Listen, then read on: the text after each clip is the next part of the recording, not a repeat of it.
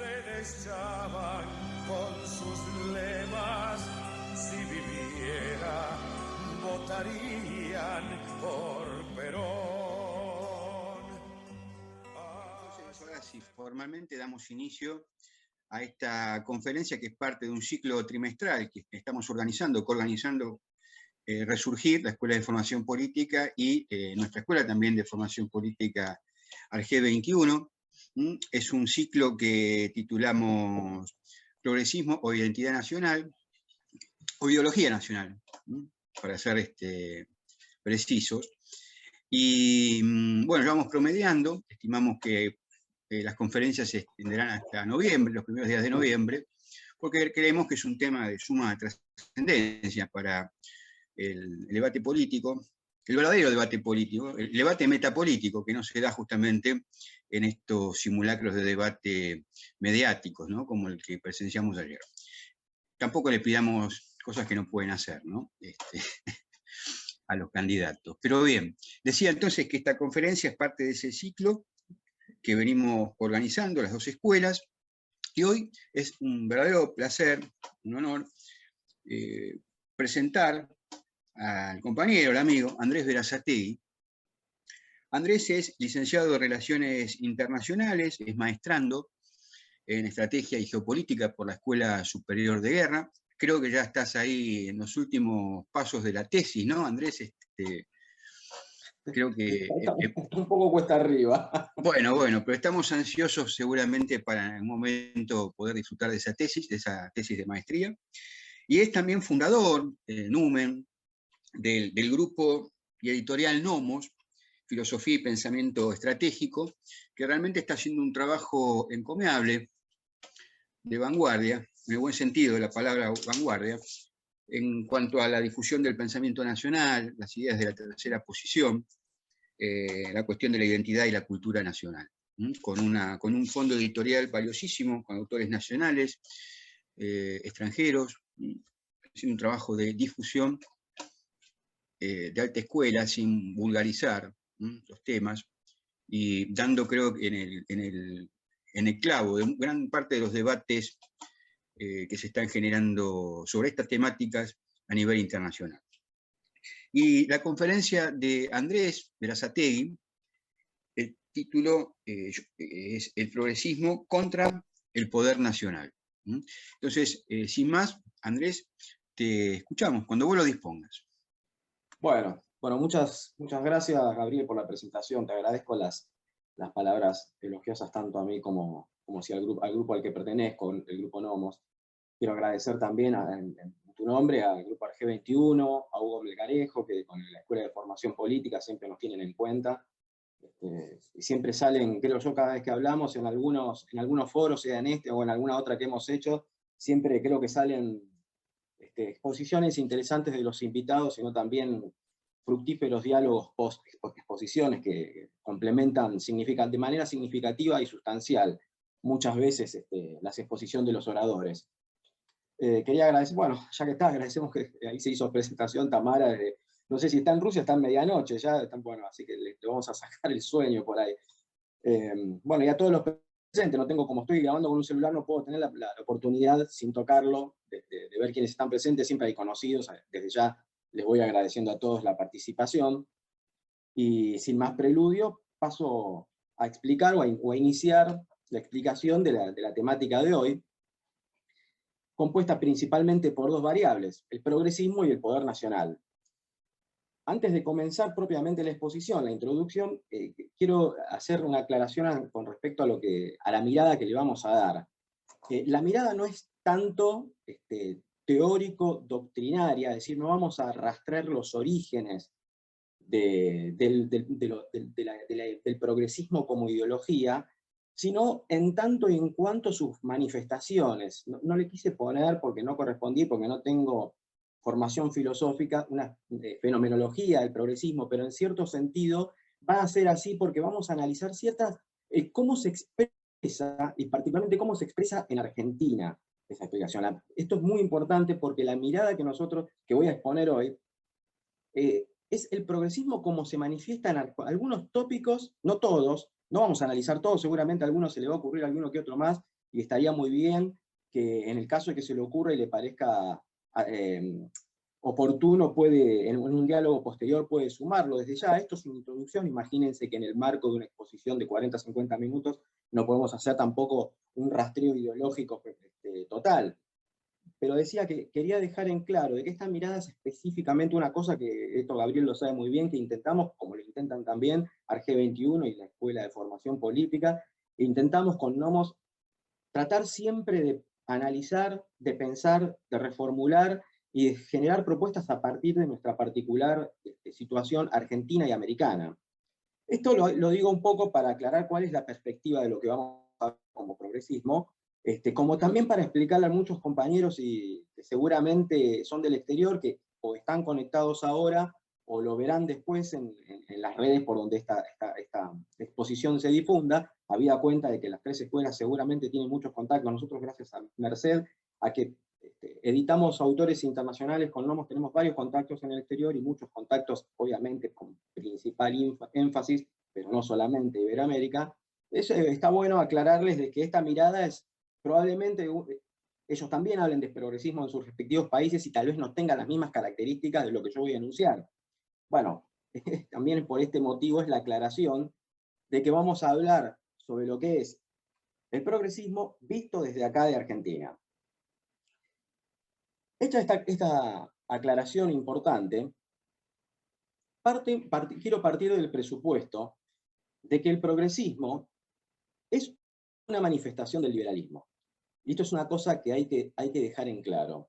Y lo digo principalmente para acentuar que el liberalismo como filosofía y desde el punto de vista político, teoría, si se quiere, ideología, el padre Leonardo Castellani decía que el liberalismo era una herejía. No vamos a profundizar ahí porque ya sí que nos vamos a meter en, o yo por lo menos me metería en camisa de 11 varas para explicarlo, pero decía que el progresismo, en cuanto al punto fundamental que le da razón de ser, es un tipo de liberalismo. Y esto, valga la redundancia, para algunos que lo señalan, como para algunos progresistas cuando se defienden.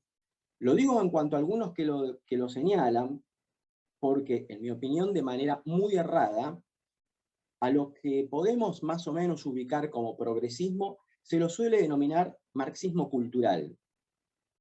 Cosa que me parece, en lo personal, completamente errada, porque el progresismo, la verdad que de marxismo propiamente dicho no tiene nada, y no como beneficio, lo digo, de parte ni del marxismo ni del progresismo, sino por lo que voy a explicar y por qué voy a definir al progresismo como un liberalismo. En realidad lo de marxismo cultural fue una expresión o bien creación, o en cualquier caso principalmente difundida, por los neoconservadores norteamericanos, cuando en la década del 60 y 70 estaban en una pelea, en los discípulos de Leo Strauss, vamos a hablar en concreto, muchos de los cuales fueron funcionarios de Reagan y después de George Bush, hijo. Los neocons, cuando se estaban formando en la década del 60 y 70, los profesores como Leo Strauss, Alan Bloom, etc., estaban peleando las cátedras y culturalmente estaban enzarzados en una batalla muy dura con descendientes de la Escuela de Frankfurt, denunciaban al campo como en ese momento, estaban en plena guerra fría, la mejor manera de rotularlos como enemigos era designarlos como marxistas. Y como estos tipos estaban en la academia, se los acusaba de marxistas culturales. Este rótulo fue bastante mantenido a lo largo del tiempo, a tal punto de que muchos, insisto, de manera muy equivocada, cuando se designa a los progres, se los suele decir marxistas culturales, cuando en realidad están trasladando una polémica de la Guerra Fría en el ámbito académico estadounidense, lo trasladan a crítica y alegremente a ciertas circunstancias de hoy que no tienen nada que ver. Como podemos ver, entonces, cuando analizamos el progresismo, que algunos, y esto digo también de que valga la aclaración para algunos que se denominan a sí mismos progresistas, quienes también, hay que aclararle, con respecto a que no son ni marxistas culturales, ni marxistas, por lo menos muy alejados de la ortodoxia, en todo caso, más allá de que acepten algún que otro tópico, eventualmente puede ser que algunos se utilice, ya se puede ver más adelante, cuando el progresismo adopta ciertas ramas ideológicas, lo cual sí ya es verdad, pero en cualquier caso, el progresismo prefiere autodenominarse progresista para no denominarse liberal, y acusa, por eso en algún momento alguno podrá parecer contradictorio, vos estás diciendo que el progresismo es liberalismo, pero el progresismo y el progresista promedio vive denunciando a flor de piel al neoliberalismo, al liberalismo del tipo que sea, y sin embargo, en realidad, el progresismo es un liberalismo. Así que, para aclararle a tirios y troyanos, el progresismo no es marxismo cultural, no es marxismo ortodoxo, o en cualquier caso no está cercano ni por cerca a lo que alguna vez fue el marxismo, sino que es una manera más por izquierda, en este caso por izquierda, de manifestar el liberalismo, y eventualmente podemos conceder que según alguna que otra rama de la práctica política sí podemos rastrear algunos elementos que ya cada vez menos progres son en ese caso, pero que toman del marxismo para la acción política. En cualquier caso, hecha esta aclaración de que el progresismo es un liberalismo, ¿vale? Vamos a definir entonces, al fin y al cabo, qué cosa o cuál es la raíz del liberalismo como para poder tener que incluirlos a los progresistas en este campo semántico. La idea central del liberalismo, y de la cual dependen y nacen como consecuencia todas las demás, es que el liberalismo cree en la supremacía de la autonomía individual. El liberalismo cree, filosófica, sociológica y políticamente, en la maximización de la autonomía y la libertad de los fines que se asigna a sí mismo el individuo, quien para poder actuar se va liberando de todo pasado, de toda identidad colectiva, de toda herencia recibida, de toda constitución propia que ha heredado y que probablemente no le guste. El liberalismo promueve el individuo crecientemente despojado de constituciones, construcciones y condicionamientos exteriores en aras de avanzar a sus propios fines, apelando a una maximización de su autonomía. Por lo cual, cualquier construcción o realización o perduración histórica y sociológica nace de la voluntad libre y autónoma de los individuos. En este sentido, el individuo, como átomo, es el alfa y el omega de toda articulación social. Esta es la idea central del liberalismo. Y el progresismo esto lo mantiene a rajatabla. Porque el progresismo pretende, ya vamos a ver por qué un poquito más adelante, la deconstrucción de toda herencia, de toda cultura, de todo bajo el supuesto de que todo lo recibió por la modernidad, gran relato, en aras de que por relaciones intersubjetivas de individuos se van construyendo nuevas y plurales diversidades. Esta idea es una última consecuencia total y absoluta de justamente la idea liberal de la maximización de la libertad y de la autonomía del individuo. Bien, ¿cuáles son las manifestaciones? Pasemos ahora, hecha esta aclaración, ¿cuáles son las manifestaciones en lo concreto del progresismo que pueden o no nacer taxativamente como consecuencia de esta idea, pero en cualquier cosa son las típicas que nosotros vemos en la historia política argentina, particularmente de los últimos 20, 30 años? Como insisto con el tema de que lo preferí analizar desde esta exposición de las manifestaciones del progresismo y no de sus raíces, porque he notado entre amigos, compañeros, ámbitos militantes, escritos, intelectuales, que a veces muchos compañeros, particularmente lo que más me preocupa son los compañeros, se ocupan de designar que tal o cual es progre, pero queda todo en una nebulosa en la que no se precisa exactamente cuáles son las manifestaciones concretas en qué cosas se suele expresar el progresismo y por qué creo yo que es un problema para la construcción del poder nacional. Si en realidad el progresismo fuera beneficioso, no diría que sea un problema, y de hecho estaría haciendo un análisis laudatorio. No es este el caso, es un análisis crítico del progresismo. Creo que es pernicioso y nocivo para la perdurabilidad de las instituciones, de la cultura, de la historia y de los objetivos de la nación argentina, y es por eso que hago un análisis crítico. Bien, ¿cuál es? Una nota a pie de página. Lamentablemente, una de las razones por las que a veces suele quedar en la nebulosa el tema de las acusaciones y de los análisis de lo que sería el progresismo es por cuestiones obvias de coyuntura política, donde las alianzas, las coaliciones y los arreglos políticos de coyuntura a veces hacen convivir a propios compañeros que han decidido intervenir activamente en la política práctica, donde muchas veces están rodeados de progresistas y tienen que ser cautelosos en las críticas. Bueno, como uno no tiene, o en cualquier caso donde uno no tiene compromiso, no obstante, como dice el dicho, amigos de Platón, pero más de la verdad, voy a hacer un análisis lo más respetuoso, sí, pero claro y contundente posible en cuanto a ciertas manifestaciones que considero nocivas para el interés nacional. ¿Cuáles son entonces estas actitudes, estas manifestaciones, estos tópicos en los cuales se expresa, o las maneras en las que se expresa el progresismo? Bueno, repito, esta brevísima lista, no digo que agote en sí el tema, y de hecho ni siquiera pido que la compartan totalmente, es una visión personal acerca de este tema, y en el caso de que crean que falta alguna, invitados están todos a aportar para establecer un rico debate post-exposición. Bien, el primer punto que considero típica manifestación del progresismo es la infravaloración del pasado,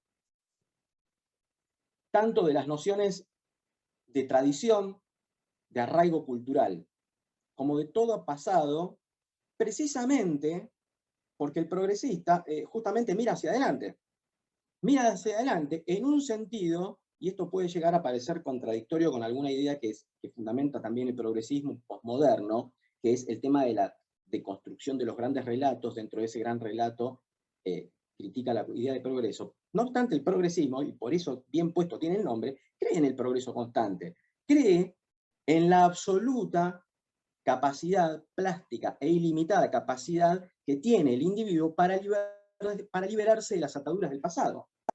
Por eso relativiza, cuando no niega, cuando no quiere reescribir, todo lo atinente al pasado, todo lo que huela a tradición, a costumbre, más si son costumbres muy arraigadas, muy de tierra adentro, es mirado por encima del hombro por el progresista en este afán de creer que en el pasado yo no intervine, y es más importante lo que yo pueda decidir sobre mí, lo que quiero de aquí en adelante. Y como creo en mi limitada plasticidad de individuo, de poder, apelando a mi racionalidad, ir eligiendo todas las cosas que quiero, e ir reconstruyendo todo mi ser, todo lo que viene detrás, para mí, es secundario. Podrá servir, podrá no servir, es una cosa de la modernidad.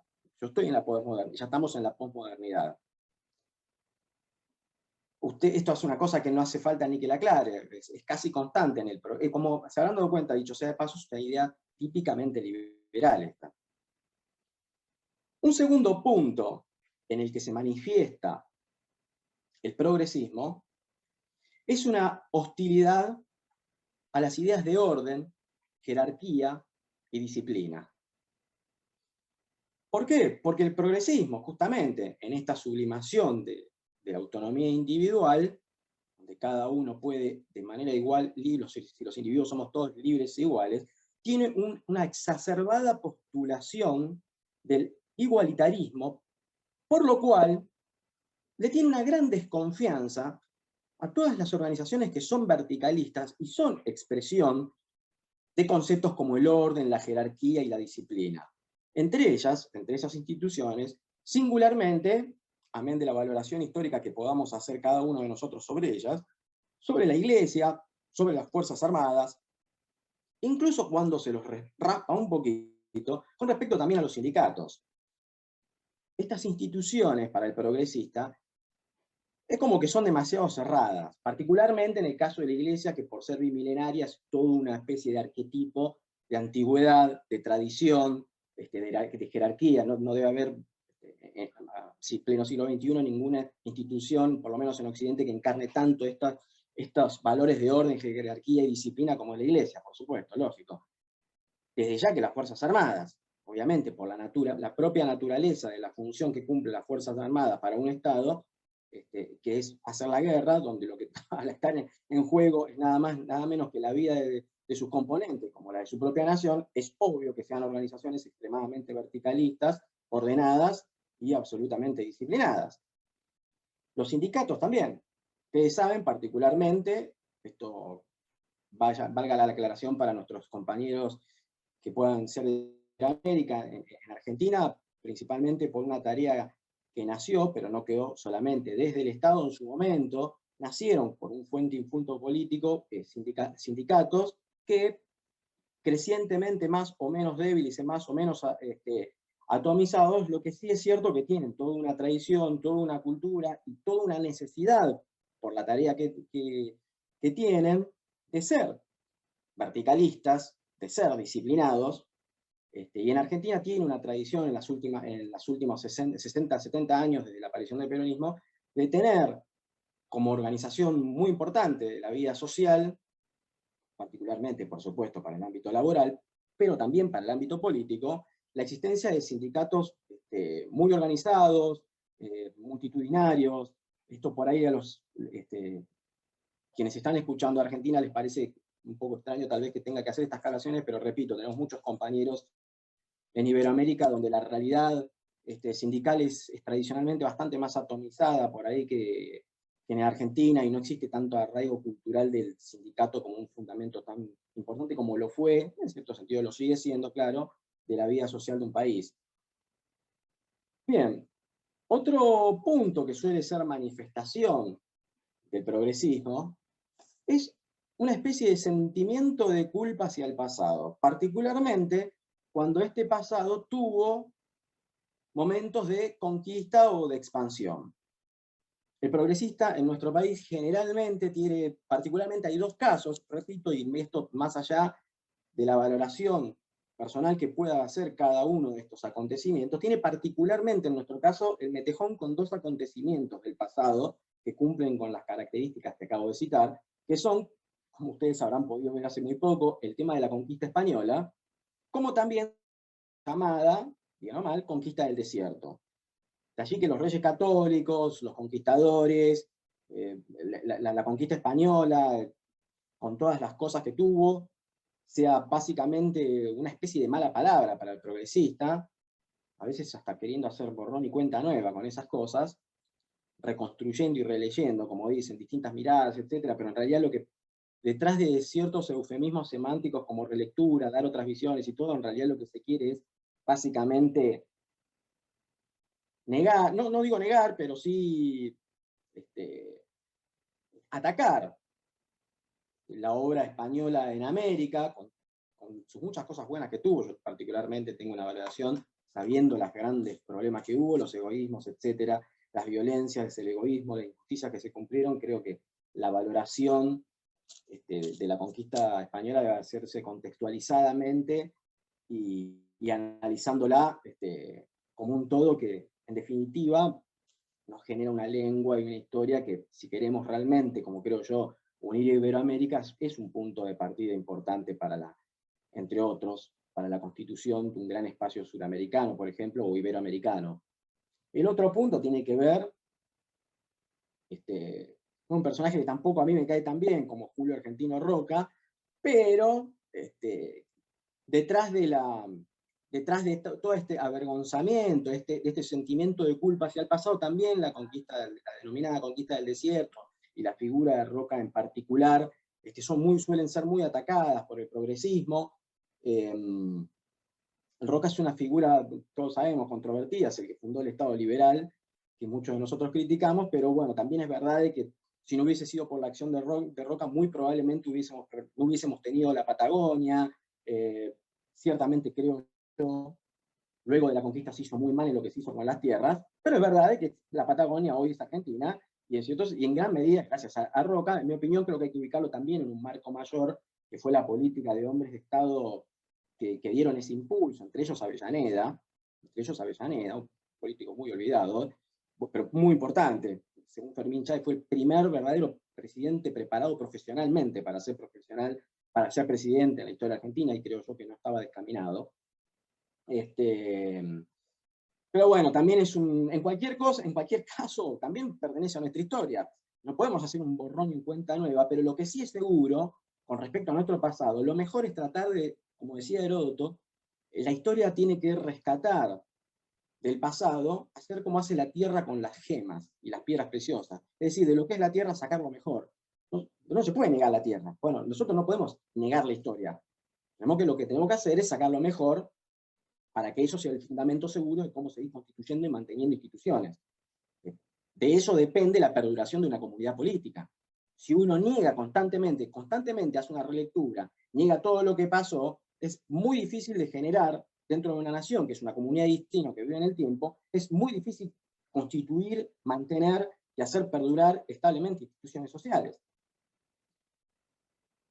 Bueno, a este hecho que estoy diciendo, muy flaco favor le hace el progresismo con el sentimiento constante de culpa hacia el pasado.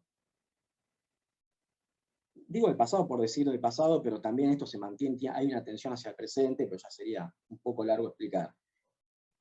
Otro punto que tiene, que creo yo como manifestación el progresismo, es que ha abrazado la idea de deconstrucción postmoderna. ¿Qué significa la deconstrucción? Es una tarea que nace de una visión crítica del denominado proyecto de la modernidad, al cual la posmodernidad pretende criticar. Es muy difícil realmente saber, si bien podemos más o menos saber con cierta certeza los antecedentes, las manifestaciones y las características de la modernidad, es bastante más difícil tratar de unificar el criterio en cuanto a estos tres puntos sobre qué cosa sería la posmodernidad. Por lo cual, si existe algún filósofo, le va a encontrar un montón de peros a lo que voy a decir, no obstante que voy a dar lo más básico de la posmodernidad, que es el hecho de que es una labor crítica respecto de lo que se conoce como modernidad, en el sentido de denunciar que la modernidad erró por construir grandes relatos, principalmente basados en la confianza de la razón y la técnica y la ciencia para abordar las relaciones sociales en aras de llegar en algún punto al progreso.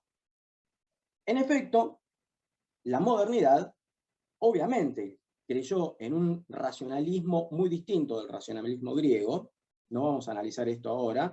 Los griegos eran racionalistas, pero tenían la convicción de que existía un orden en el cosmos al cual contemplaban. La modernidad creía que había un universo infinito que debía ser conocido a través del cálculo, por lo cual la racionalidad del moderno va a ser muy distinta, va a ser calculadora, va a racionalizar todo, el tiempo, los materiales, la vida humana.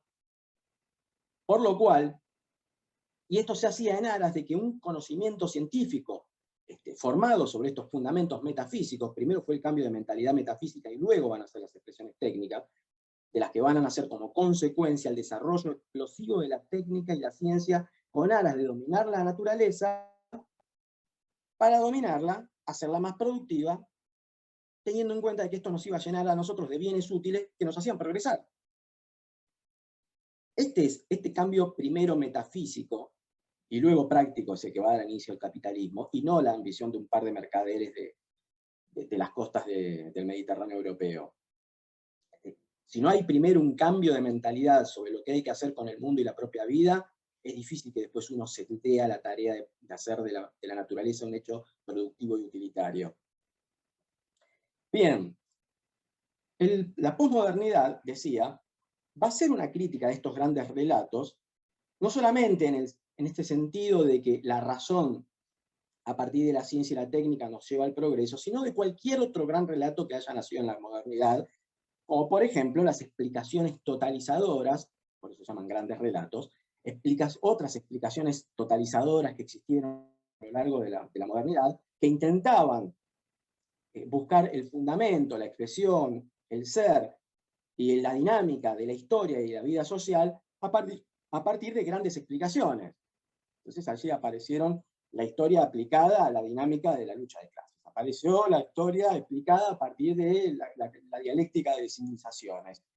Apareció la historia nacida como la manifestación y el combate de naciones. Siempre se buscaba una especie de gran sujeto histórico que daba como explicación monocausal la dinámica de la historia.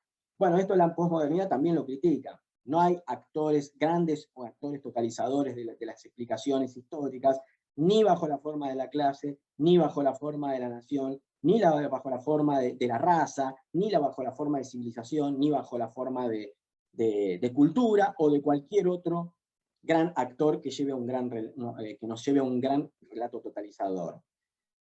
En esta tarea, la modernidad se propone entonces reconstruir todos estos grandes relatos que señala de la modernidad, entendiendo de que la realidad, al contrario de lo que sostiene la modernidad, no puede tener grandes relatos, se construye precisamente por la pluralidad subjetiva de los seres humanos.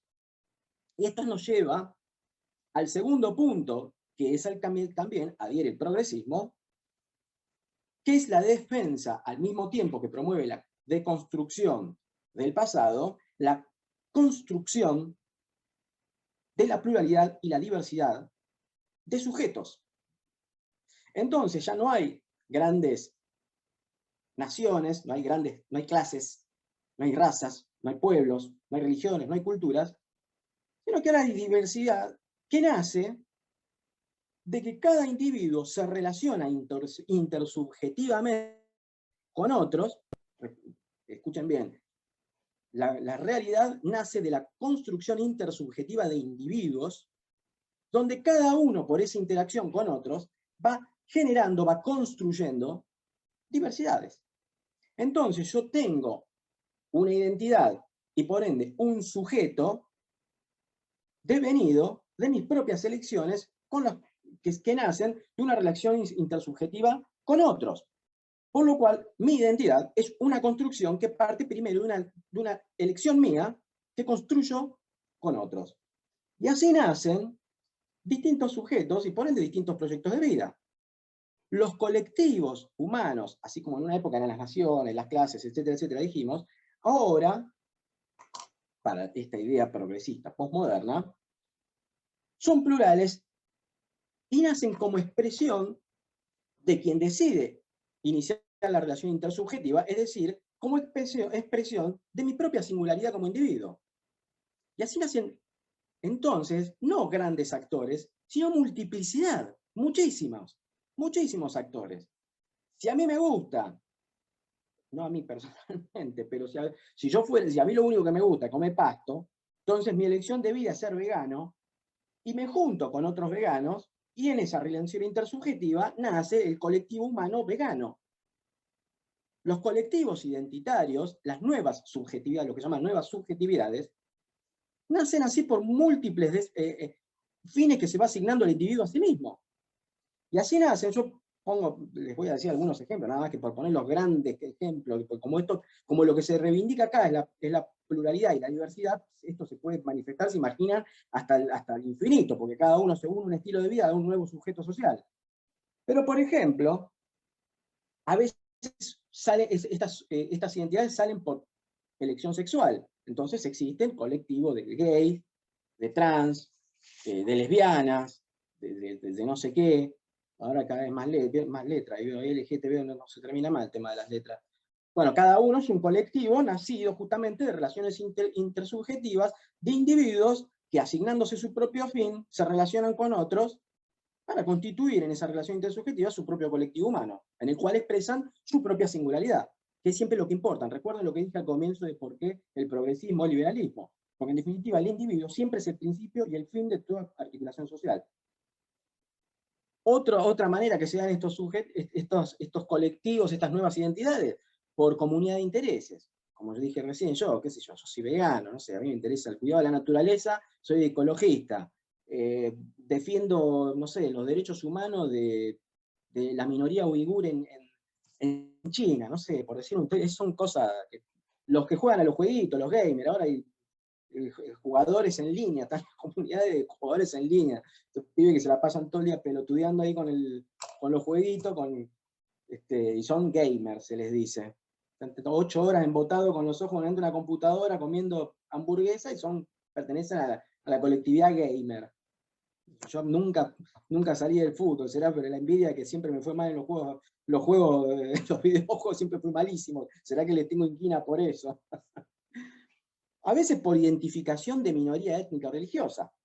Entonces nacen los colectivos wichi, los colectivos de considerarme minoría musulmana, bueno, donde los musulmanes son minoría, claro, por supuesto puede ser colectivo de minoría cristiana en un país de mayoría musulmana. Mi consideración como minoría afrodescendiente, bueno, ahora está el tema de los mapuches. Como ustedes podrán notar, el hecho de que se den este tipo de relaciones según la mentalidad progresista que fomenta este tipo de articulaciones de nuevas subjetividades a partir de las relaciones intersubjetivas de individuos que se asignan fines, no digo que necesariamente todos los temas que ponen en agenda estos nuevos colectivos sean de desmerecer. Muchos de ellos son muy atendibles, muy atendibles. No vamos a hacer la lista porque se imaginen porque son temas de agenda. Por citar dos casos, el tema de la ecología. Lo digo expresamente porque recién en un diálogo previo que se dio antes de que comenzáramos, nadie va a estar a favor de destruir la ecología. Yo particularmente tengo una visión de cuidado ambiental particular, donde considero que la macrourbanización, la contaminación y el afán de consumo moderno están realmente teniendo un impacto gravísimo, por lo cual, lejos de mí, muy lejos de mí, cuestionar el cuidado ambiental. En realidad cuando hablamos del tema de la constitución de subjetividad, estamos hablando de otra cosa, de cómo una de las tantas manifestaciones sobre todas estas agendas se va realizando los nuevos sujetos históricos que no son los explicables a partir de los grandes relatos.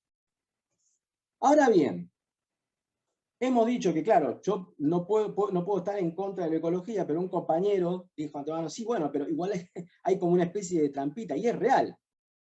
Porque a veces, en la ecología, como detrás de muchas de estas agendas que suelen promoverse a partir de estos colectivos de subjetividad, a veces, en algunos casos de manera muy evidente, en otros no tanto, pero a veces, en realidad lo que hay es expresión de la proyección de políticas de las grandes potencias. Por ejemplo, ya que estamos hablando, lo retomo porque si tengo que dar explicaciones por todos los colectivos que acabo de decir, no lo termino más, y además porque sería injusto porque no todos son iguales. Pero con respecto a la ecología, hablaron del tema de Bolsonaro y Macron. Macron y Bolsonaro en esta historia son contingentes. Hoy fueron, efectivamente, Macron y Bolsonaro, pero lo que hay detrás es el afán de las grandes potencias de internacionalizar la gestión de recursos de la Amazonia. Y no podemos ser tan tontos en creer de que Macron o Francia o las grandes potencias están preocupadísimas porque se talaron 4 quebrachos de más. No, ese es el problema.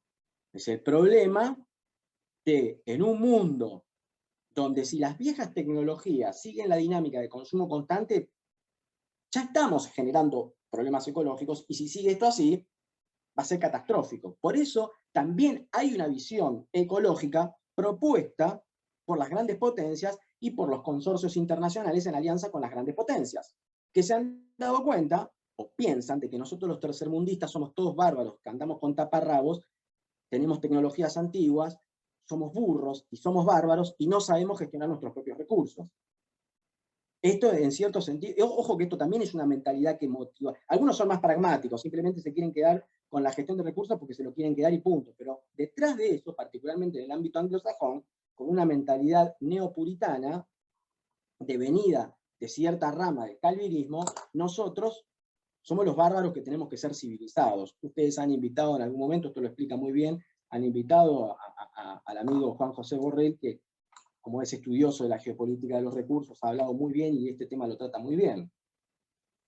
En cualquier caso, y ya para ir redondeando, ¿cuál es el problema que vemos detrás del progresismo con todas estas categorías, con todos estos problemas que vimos? Bueno, con respecto a la infravaloración del pasado, una comunidad es una perduración de destino que va manteniendo y recreando instituciones. Infravalorar el pasado, como creer que venimos de la nada, no es bueno. En realidad, todas y cada una de estas cosas, ya cuando la expliqué, dejé más o menos en claro, más o menos explícitamente por qué no eran buenas. Sea como sea que cada uno las valore, lo que yo considero, y este es el problema principal, es que el progresismo, con esta idea de infravalorar el pasado, de tener hostilidad con las ideas de orden, jerarquía y disciplina, con este sentimiento de culpa, flaco favor le hace a los gobiernos, a las autoridades públicas y a la perduración, a la vida de una nación, con básicamente negar lo que somos. Con esta idea que lleva como consecuencia de que tenemos que estar deconstruyendo constantemente todo nuestro pasado y nada más de constituir o reconstruir o construir nuevas subjetividades que articulen la vida social y condicionen la agenda, Porque en definitiva somos una perduración de 45 millones de personas, las cuales compartimos todos una herencia, una lengua, una historia, vivimos bajo un cierto Estado de Derecho que no nació de la nada, sino que es expresión de una acumulación que con sus más y sus menos ya lleva casi 200 años, y con todas estas ideas no se le genera a la nación argentina la suficiente estabilidad, perduración y, y regulación de la vida social por valores e identidades arraigados en el tiempo que regulen nuestra conducta, en aras de decir, yo no le tengo lealtad a la nación argentina, sino yo mi propio colectivo, entonces busco pura y exclusivamente mi propia agenda de minoría. Entonces el gamer está preocupado pura y exclusivamente porque no se regule el ámbito de los videojuegos, por decir una cosa. Y cada uno, y acá es donde viene el principal problema, creo yo, que la articulación social de estas subjetividades se da principalmente como una dinámica consecuencia del proceso de la globalización. Esto no lo voy a explicar por dos motivos. Una, porque tendría que dar otra charla aparte, y en cierto sentido porque para los que participaron de la vez que hablé, que me invitaron los mismos compañeros la vez anterior, hablé ya de esto. Hablé de que en realidad todas estas nuevas identidades y nuevas subjetividades son principalmente consecuencia de las dinámicas de la transnacionalización del capital, el movimiento de personas y las redes virtuales que impactan en las ideas, en la cosmovisión y en la vida diaria de las denominadas ciudades globales. Quiero decir que este tema de la construcción de nuevas subjetividades, si bien por supuesto que entrecruza toda la sociedad argentina, se da principalmente como un fenómeno urbano y de la ciudad global de Argentina, que es Buenos Aires, la ciudad de Buenos Aires. Es principalmente eso. Y esto no sería, como fue históricamente, una cosa, un yeite de porteños o de clase media porteña, si se quiere, del tilingo, del que en una época le llamamos tilingo o medio pelo, no sería una cuestión cuasi simpática como lo fue la obra de Jaureche, de no ser que por haberse generado una atmósfera de progresismo posmoderno a la capital, que condiciona tremendamente a los poderes públicos nacionales cuyas sedes están precisamente en la ciudad de Buenos Aires. Entonces, los políticos, incluso algunos que vienen del interior, senadores, por ejemplo, diputados, están muy condicionados por el microclima que se dan estas agendas en las agencias públicas federales. Y eso, para la perduración de la nación argentina, para las dinámicas y presupuestos del Estado, y para los objetivos políticos de la nación, es problemático. Porque en vez de priorizar en agenda cuestiones estratégicas que afectan a la perduración, a la integridad de nuestro territorio, a la perduración de la nación argentina y a la justa distribución de bienes para 45 millones de personas, las agendas quedan subordinadas a la constante competencia de minorías que se disputan agenda y presupuesto en la capital.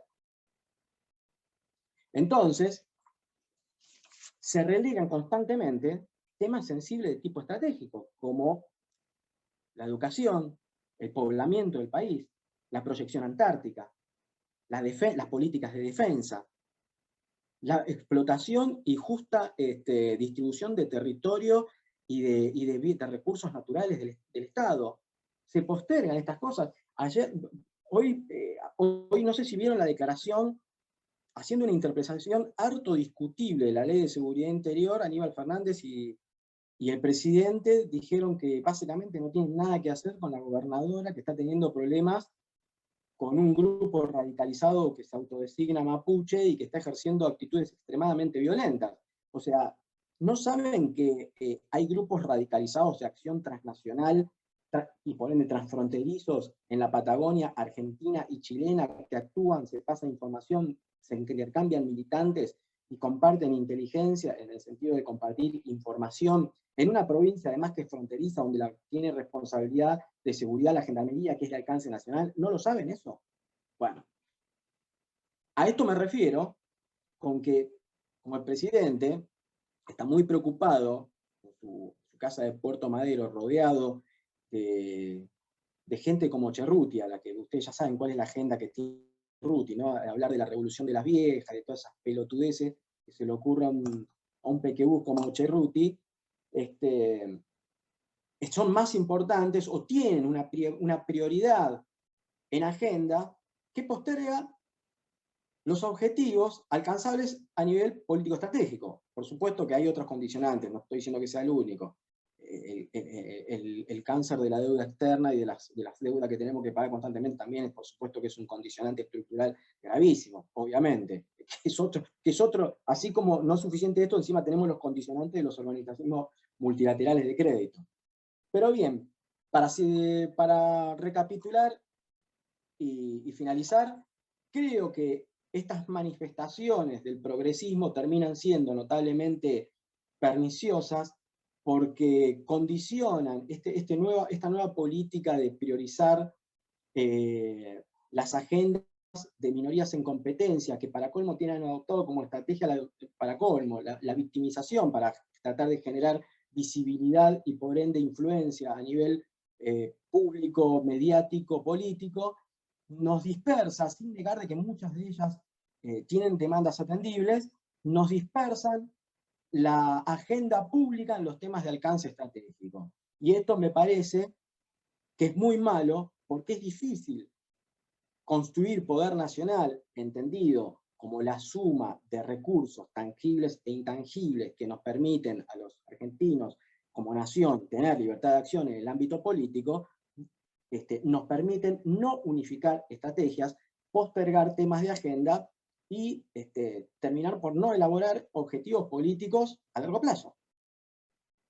Creo que es el gran problema y por el cual esta postergación de intereses estratégicos en aras de competencias de minorías, creo yo que el progresismo nos hace un flaco favor, favoreciendo todas estas cuestiones que hemos hablado, porque obturan la posibilidad de que Argentina cumpla con la tarea de promover el bien común, de defender sus intereses a través de la construcción de un poder nacional, debilitando el Estado argentino como actor político en el sistema internacional, lo que nos lleva a que cuando tenemos alguna diferencia con algún actor internacional, la verdad es que reconocemos que nuestra posición es de debilidad estructural, económica, de defensa e institucional.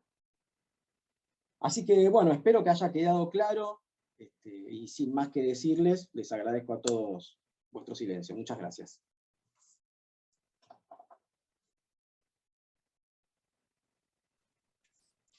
Bueno, muchas gracias, Andrés. Celebro que hayas planteado este tema, que yo de algún modo anticipaba porque lo estuvimos charlando en la previa, ¿no? En la producción de esta charla dentro del cronograma de actividades. Porque, bueno, como me pasó también en algún sentido con la charla anterior de Sebastián Iglesias, me da mucho pie para algunos temas que me va a tocar plantear en un par de semanas, en la charla que yo tengo que desarrollar aquí en este sitio, ¿no? En particular el tema con el que vos cerrás, ¿no? Que la cuestión de la agenda de minorías, de esas minorías en competencia, que se victimizan como estilo discursivo y como estrategia de poder, y que se despliegan fundamentalmente en una dinámica vinculada con la globalización en los grandes centros urbanos. Lo hemos charlado ya en alguna ocasión eso, ¿no? Te decía que me da mucho pie esto porque lo que yo voy a hacer es tratar de hacer una sociología justamente de esos sectores sociales que ostentan estos discursos, ¿no? y mantienen estas estrategias. Pero dicho esto, a modo celebratorio, ¿no? de la oportunidad de los contenidos de tu conferencia, no sé si hay alguna pregunta ya planteada en el chat, eso lo está manejando creo que Osvaldo, como siempre, ¿no? Y si Hugo quiere hacer algún comentario en particular antes de pasar a las preguntas. No, metámosle con la pregunta. Y ahí con la pregunta. Eso lo maneja entonces Osvaldo, claro. Vamos a dejar Osvaldo con esa tarea. Entonces. Bueno, buenas tardes a los que nos saludan antes. Bueno, en principio, Andrés, hay una felicitación de Isa Recalde, y te dice brillante, Andrés, gracias, y a Hugo y a Gabriel. Y ya Bueno, viene una muchas pregunta. gracias. Bueno, muy bien. Horacio del Prado concretamente pregunta, muy claro tu diagnóstico, pero ¿qué acción se podría tomar hoy, por ejemplo, con lo que está pasando en Río Negro, sin desatar una reacción generalizada en defensa de las víctimas o victimizados? En definitiva, ¿qué podríamos hacer ahora? ¿Qué debiera hacerse con los acontecimientos de Río Negro? Nos pregunta Prado. Bueno, es un tema muy difícil y que en realidad es una pregunta que deberían responder las autoridades nacionales. Todo este tema, el primer lugar por donde empieza, para evitar justamente lo que está diciendo, principalmente para evitar el costo humano que puede llevar una conflictividad con un grupo que ya está haciendo, que ya está realizando actividades físicamente violentas, no discursivamente violentas. Están atacando. Quería evitar la palabra propiedad para no sonar a liberal, pero digamos, sí, atacan propiedades, atacan virtualmente, obviamente, personas. Hay una acción ahí. El principal motivo sería tratar de desactivar el conflicto. ¿Y cómo se desactiva el conflicto? Y entiéndase bien lo que quiero decir, inteligencia, en el sentido de lo que cabalmente significa en la estrategia inteligencia. Algunos creen que inteligencia significa ir, agarrar, espiar a una persona a través de un teléfono y después agarrarlo y torturarlo para sacar información. No, no es inteligencia esto. Esto como estudiante de estrategia y de geopolítica, pero en estrategia una de las tareas y una de las trabajos más difíciles pero necesarios que es para la acción política es la inteligencia estratégica. ¿Qué es inteligencia? La búsqueda, suministro, difusión e interpretación de información. La pregunta que hay, ¿el Estado argentino está suficientemente informado, tiene calidad de información en la información? Bueno, primero saber eso.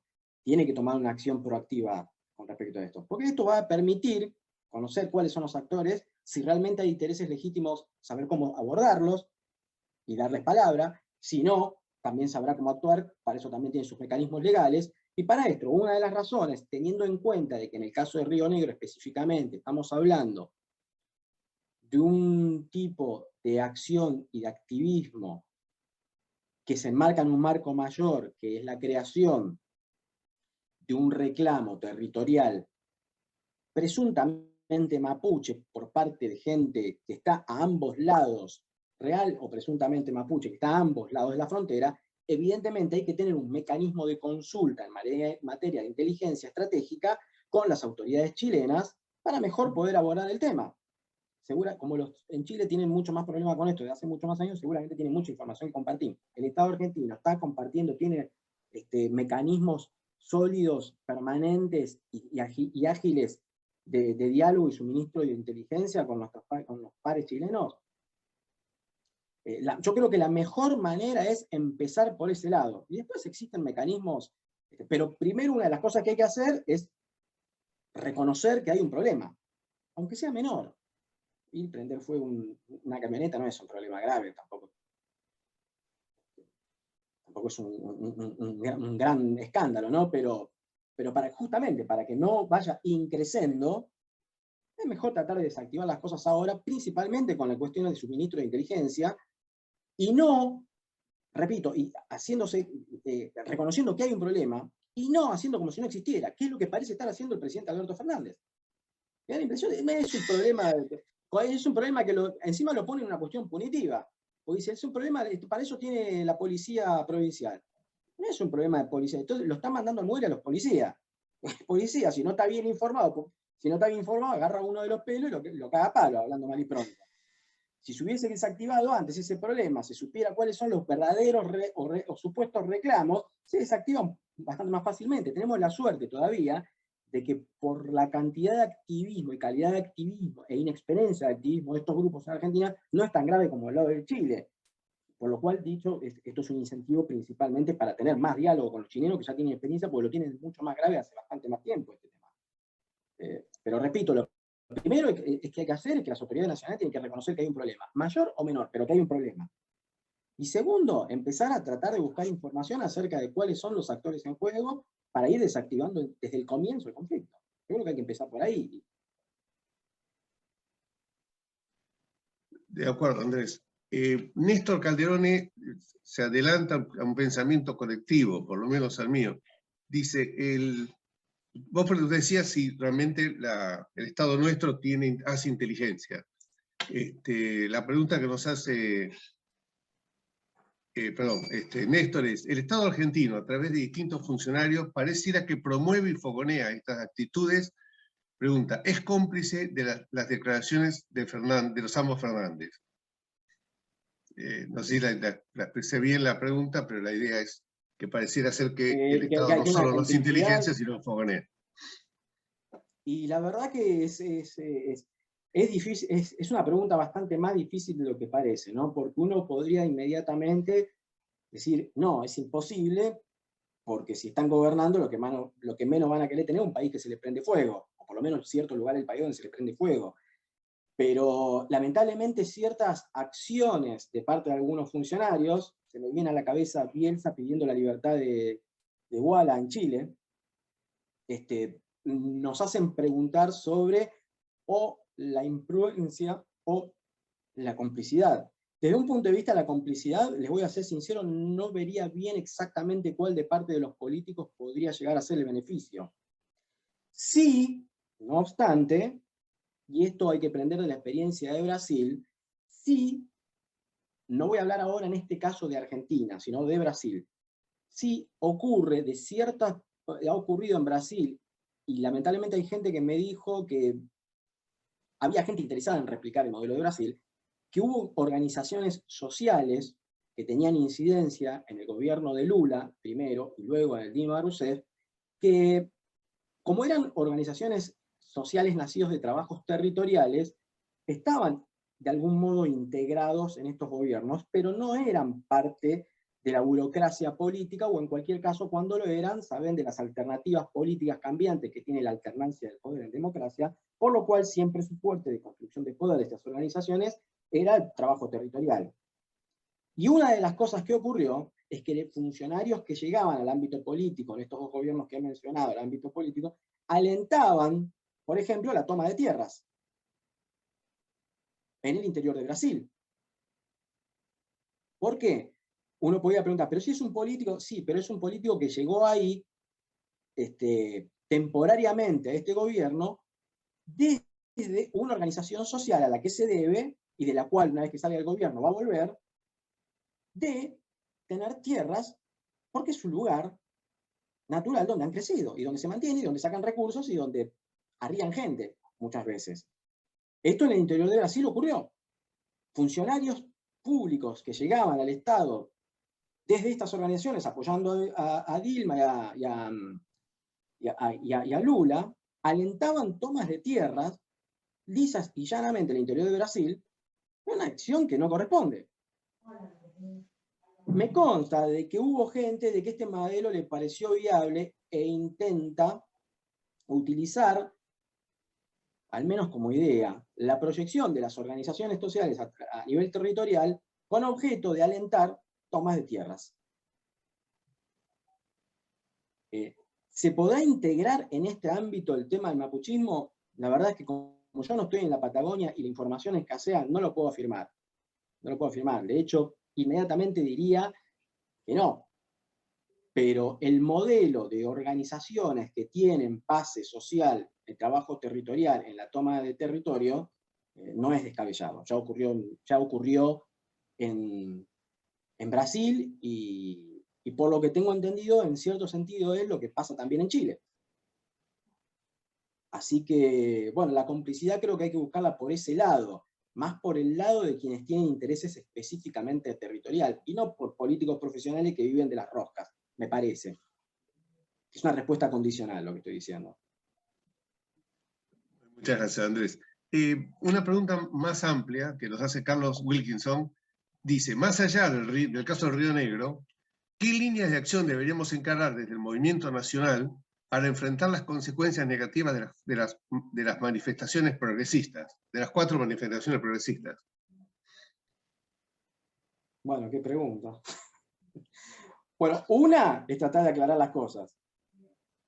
Todo empieza, me parece que si uno, hablaron al comienzo también, antes de que arrancáramos, hablaban de tratar de dar una lucha, una batalla o lo que fuera en el ámbito cultural, y la cultura es expresión y se manifiesta por el cultivo de la palabra.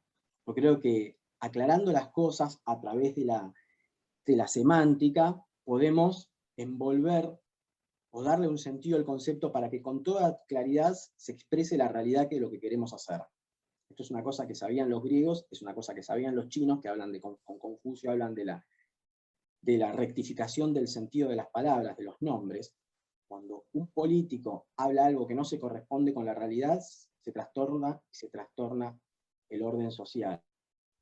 Si el político dice cosas que no son reales, como por ejemplo Alberto Fernández con este tema, bueno, necesariamente, como está hablando, está postulando el problema de una manera que no es real, porque él cree que no hay un problema donde sí lo hay, bueno, entonces se va a trastornar el orden social. Si tenía razón Confucio, entonces esto va a traer, esta decisión, esta manera de comprender y de expresar el problema por parte de Alberto Fernández, va a traer un trastorno social, va a traer un problema. Yo creo que nosotros, a partir de este tipo de tareas, de este tipo de, si se me permite la expresión, de ilustración del problema, de la cuestión, de hablarla con toda claridad posible, de analizar los fenómenos con la mayor exactitud posible, y en mi opinión, llevándola hacia el seno del movimiento nacional, estén los compañeros insertos en estructuras partidarias o no, esta manera de aclarar y de generar una divisoria de agua semántico-cultural entre lo que entendemos por nacional y lo que entendemos por progresista, y por qué se contradicen, creo que es un buen comienzo. Por eso celebro que la Escuela de Formación Política y que Arge 21 hayan dedicado un ciclo de exposiciones con respecto al progresismo, porque creo que hoy la agenda al movimiento nacional se la copó el progresismo. Entonces, una buena manera de entender, por más que a veces tenemos al lado progresistas, algunos cuales, o son para los que militan, compañeros de militancia, a veces porque son amigos, o lo que fuera, dejar en claro de que hay cosas que se podrán hacer, pero no se podrán hacer por peronista, las tenés que defender como progresista, y de eso tiene que quedar en claro. Una de las maneras de poner las cosas en su lugar y expresar mediante las palabras y los conceptos las realidades como son, sin grises, aclarando el panorama, dónde está lo nacional y dónde está lo progresista, es la manera incluso de mejor convivir. Pero yo creo que el comienzo empieza por una batalla semántica y cultural que aclare los tantos y aclare la posición de cada sector.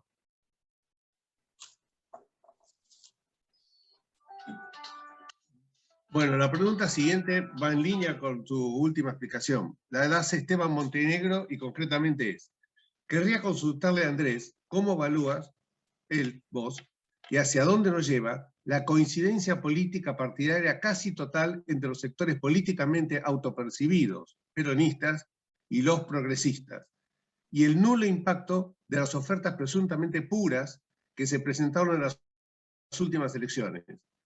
Dice: lo digo por el hecho de haber sido el peronismo un movimiento nacional que vehiculizó por muchas décadas los anhelos de potenciación nacional.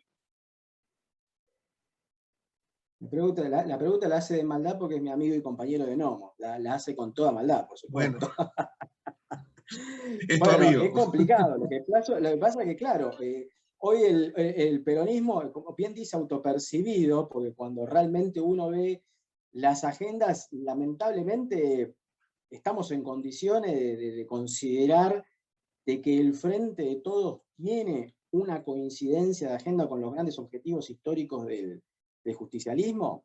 Realmente se postula la producción del trabajo, la generación de una fuerte clase media, de distribuir los recursos con justicia, de potenciar el Estado Nacional, de alcanzar objetivos. Y la verdad ocurre lo contrario, y gran parte por eso, y lo dice bien Esteban, se hace en nombre del peronismo. Entonces por eso viene y refuerza mi idea de que en esta batalla semántica, en esta guerra semántica, que no la hemos planteado nosotros tampoco, con mucha inteligencia la han planteado todos. Recuerden que en Carta Abierta se postulaba que la guerra ahora iba por los conceptos, no estaban descaminados, por más que ellos, para mí, están del bando progresista.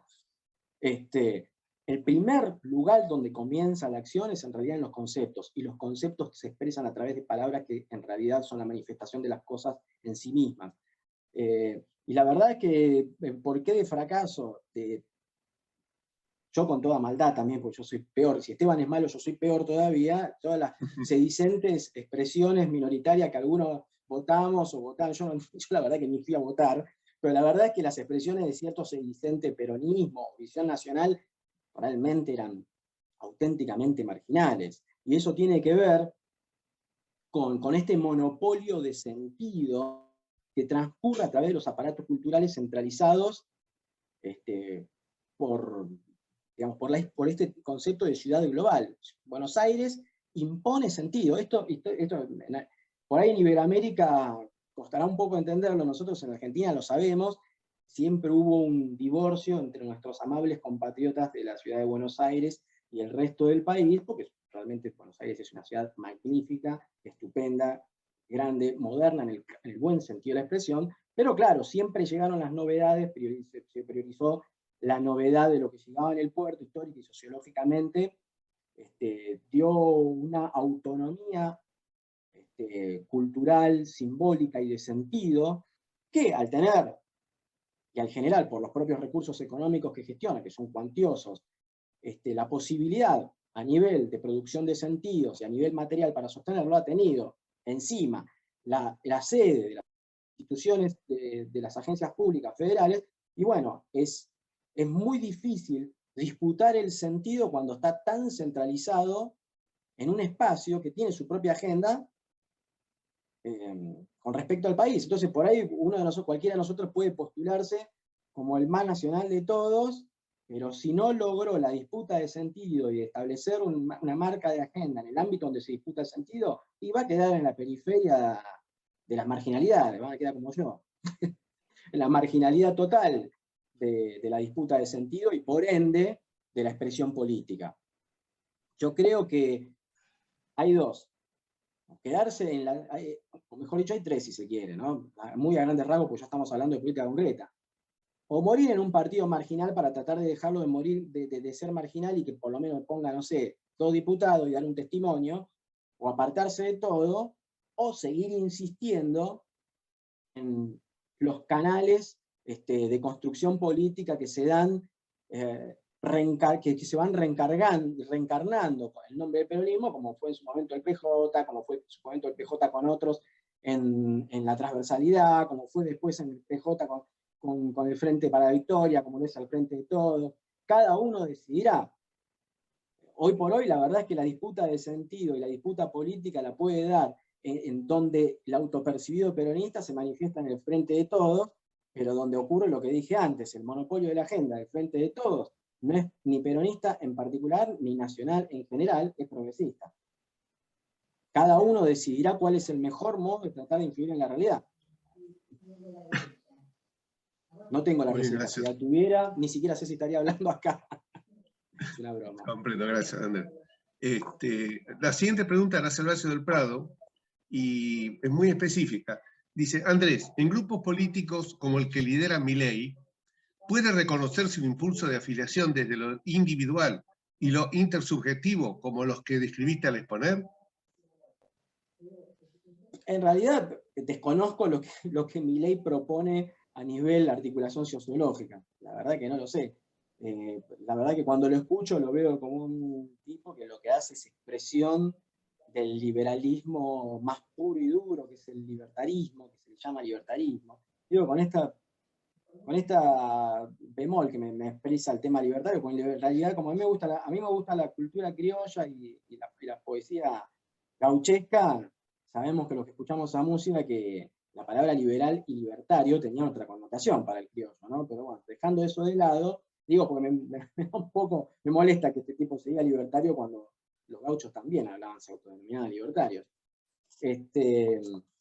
Me da la impresión, no sé, honestamente desconozco qué es lo que, porque cuando hablamos de relaciones intersubjetivas estamos hablando de la manera en la que el progre concibe la manera de articular socialmente su vida y de expresar su vida a nivel social. La verdad es que desconozco qué es lo que opina Milei al respecto. Sí, es verdad que es una expresión del más crudo proyecto de desregularización y apertura de mercados, por lo cual es, si se quiere, un liberalismo, pero por derecha, porque pone más el acento en el acrecentamiento de capital como manifestación de la voluntad individual, donde uno cree más es porque más tiene, porque más emprende, porque más gana, porque ese es el liberalismo, sería derecha. La verdad es que no sé, con respecto al tema de la articulación social, más allá de eso, qué es lo que opina Milei, no lo sé.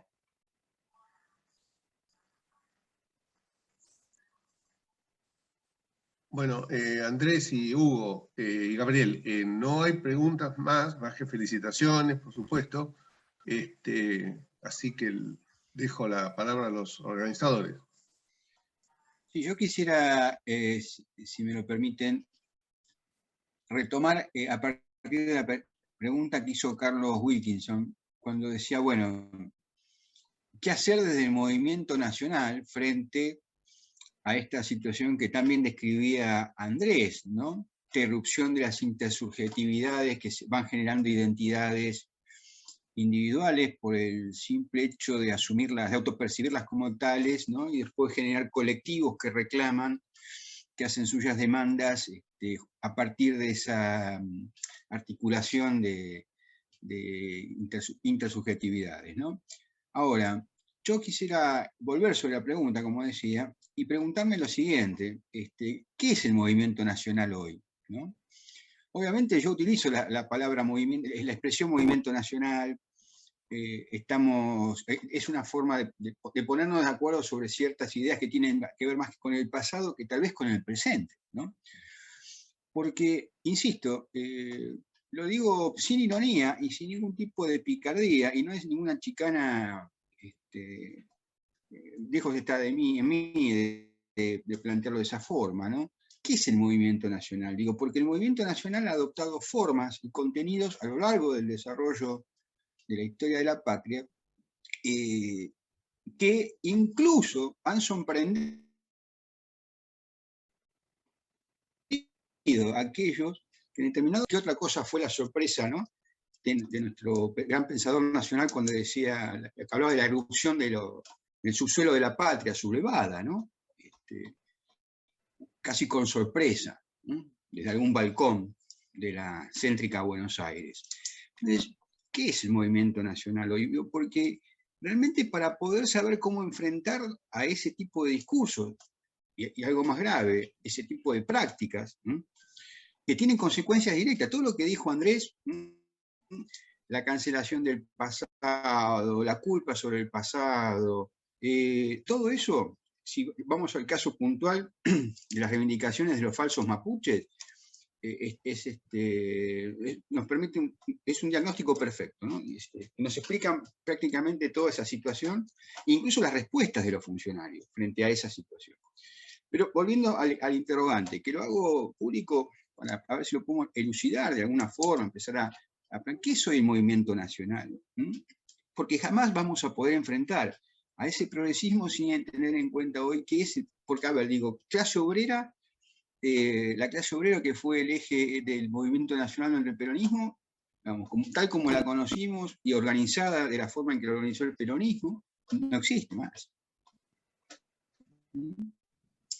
¿Qué es el movimiento nacional? ¿Tiene algo que ver con los lumpenes que integran los movimientos sociales, comercializados sus intereses por dirigentes que son gerentes de la pobreza?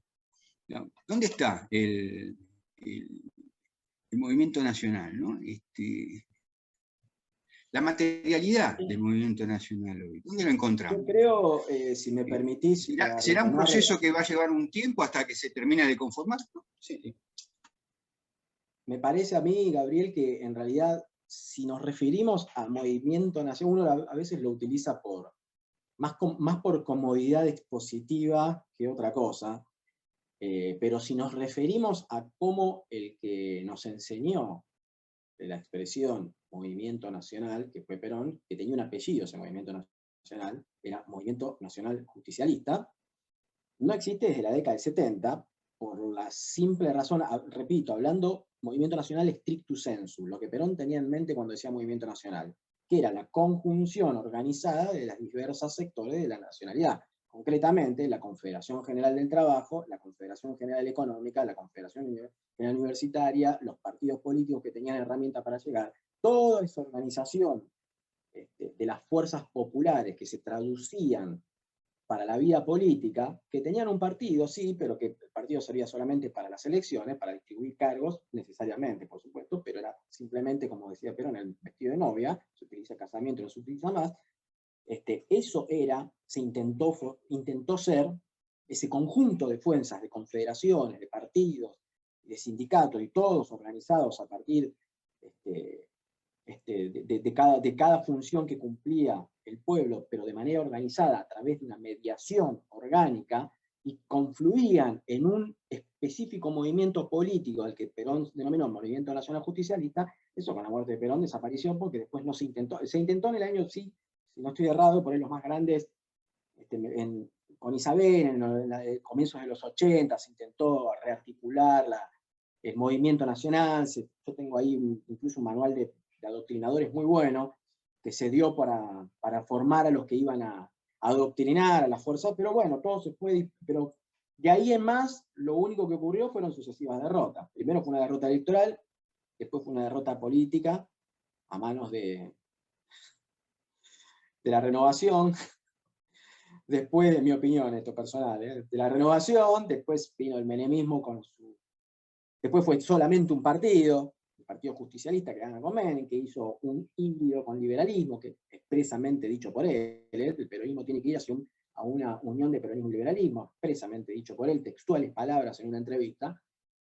Y después, bueno, del partido potente, como era el Partido Justicialista en la década del 80 y del 90, se pasó a un petit partido que perdió miserablemente con De la Rúa, y después siguieron diversas encarnaciones o intentos de reestructurar, sumándole sectores anejos cuando el peronismo estaba, el histórico peronismo, el bueno o el malo, pero existía, digamos, con distintos actores. Primero apareció la transversalidad, después cómo se llamó cuando ganó Cristina, que apareció, no me acuerdo, cuando apareció Cobos, cómo era que se llamó esa movida, tenía un nombre, me acuerdo, que fue efímera, pero me acuerdo que era como el objeto de traer gente de hacia afuera, gente que básicamente era bien progre y era darle carta de ciudadanía hacia adentro de lo que ya no era peronismo, sino ya era movimiento nacional y popular.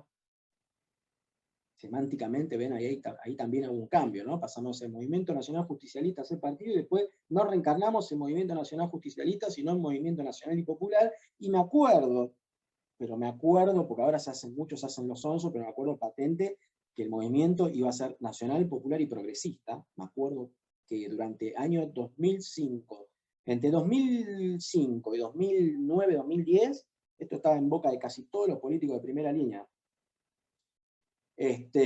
Transversales, dice uno, sí, claro, Transversales fue el primer intento, pero después hubo otro, que no me acuerdo cómo se llama, que fue con el verso con el que Cristina lleva a Cobos. Ahora no me acuerdo. Bueno, después pasamos a hacer Movimiento Nacional y Popular a secas, y ahí es como que entramos todos. Pero básicamente, concertación, ahí está.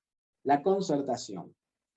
Con la concertación, primero fue transversalidad, que no salió bien, después se hizo la concertación, que salió peor, y después fue Movimiento Nacional y Popular. Y hoy en día ya no sabemos ni cómo se llama. La verdad yo no sé ni cómo se llama la Fuerza Nacional. Ahora Frente de Todes se llama, no sé cómo se llamará. Ahora es solamente una alianza política, coyuntural, porque ya ni movimiento es, porque son dos sectores que ni se pueden ver.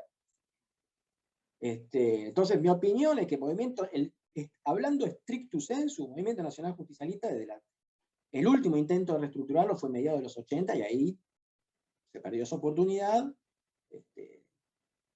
Bueno, Cafiero tenía otra cosa en mente, quería hacer un partido justicialista de saco y corbata, republicano, entonces ahí entraron los técnicos, que no les gustaban que Herminio Iglesias quemando el cajón, bueno, y tampoco creo que haya salido demasiado bien, ¿no? Así que yo, si vos me preguntás dónde está el Movimiento Nacional Justicialista, esa es mi pregunta. En el 80 y pico desapareció. Podemos hablar genéricamente, por comodidad expositiva podemos hablar del Movimiento Nacional. Por ahí más atinente sería hablar del campo nacional, de las fuerzas nacionales, como les quiera llamar. Todo argentino o todo cuadro político que considere a la comunidad encarnada en el pueblo argentino como el sujeto histórico que forma parte de la nación como perduración histórica, que cree en el Estado como una comunidad políticamente organizada para gerenciar el bien común de todos los argentinos, y que se promueve y se guía por el interés nacional, es decir, el 45 millones de personas, eso creo que el que está de acuerdo con esas ideas, mantenidas a través de soberanía, independencia y justicia, entonces entra dentro de las fuerzas nacionales. El que cree que la articulación social es por relaciones intersubjetivas, por nuevas subjetividades y por la mar en coche, bueno, es problema.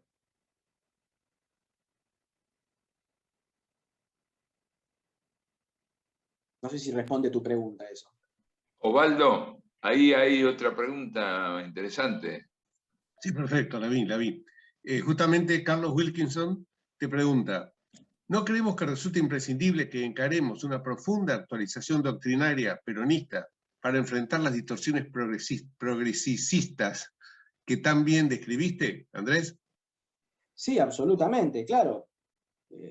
Nosotros con Nomos, en cierto sentido, no nos quedamos ahí porque no es el objeto prioritario, porque el objeto prioritario es pensar toda la realidad, y en realidad pensamos solamente en aquellos puntos que podemos, pero en cierto sentido ahí Esteban, que hizo la pregunta maliciosa, ha escrito y tiene interesantísimas reflexiones sobre la comunidad organizada. Editó un libro, Esteban, muy bueno, y que se los recomiendo, que se llama Pampa y Estepa, donde hace un diálogo muy fructífero entre el peronismo y la cuarta teoría política del filósofo ruso Alexander Dugin, que es para tratar de ayudarnos con otros campos semánticos para pensar la realidad de hoy. Yo intenté hacer mi aporte con una relectura de la tercera posición, porque como no está la Unión Soviética, uno se podía preguntar qué validez tendría la tercera posición. Como yo creo que sí la tiene, hice una relectura de los textos fundacionales de Perón, aporto también a una relectura para reactualizar justamente doctrinariamente estos temas. Ustedes, todas estas cosas que yo estoy diciendo las pueden ver, tanto lo de Esteban como los otros compañeros, en la página de Nomos. Obviamente el libro de Esteban lo tienen que comprar. Pero sí, van en cierto sentido en este esfuerzo de una reactualización doctrinaria que, repito, para nosotros el trabajo no se agota ahí en el peronismo, sino que en realidad ese es el punto de partida, no el punto de llegada. Porque el punto de partida es también pensar sobre la geopolítica mirada con ojos actuales, sobre la economía. Bueno, nosotros no tenemos formación económica, de ese tema hablamos poco y nada, pero sí de filosofía, sí de geopolítica, sí de teoría política. Sí, absolutamente estoy de acuerdo con Wilkins, creo que se llama esa pregunta, estoy totalmente de acuerdo, sí.